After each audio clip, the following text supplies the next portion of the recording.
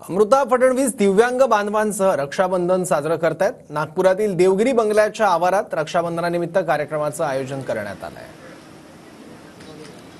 दिव्यांग बांधवांसोबत अमृता फडणवीस या रक्षाबंधन साजरं करतायत। दिव्यांग बांधवांना राखी त्यांनी बांधलेली आहे, त्यांचं औक्षण केलंय, त्यांना ओवाळलंय। ट्रान्सपेरन्सीवर, ऑनेस्टीवर किंवा जलयुग शिवार सारख्या योजनांपासून चालू करून प्रत्येक योजनेवर पण टीका आजपर्यंत केली आहे। तर यावर टीका करतील हे काही नवीन बाब नाही आहे। तर त्याची सवय झाली असल्यामुळे आम्ही चांगली कामं चालू ठेवू आणि ते टीका करत राहतील। आता महाविकास आघाडी म्हणते की आमचं सरकार 3000 रुपये लाडक्या बहिणींना देतं।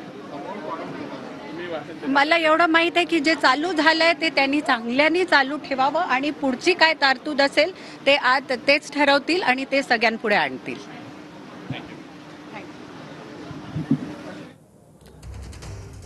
देवगिरी बंगल्याच्या आवारात रक्षाबंधनाचा कार्यक्रम होतोय। दिव्यांग बांधवांना अमृता फडणवीस यांनी राखी बांधली आहे।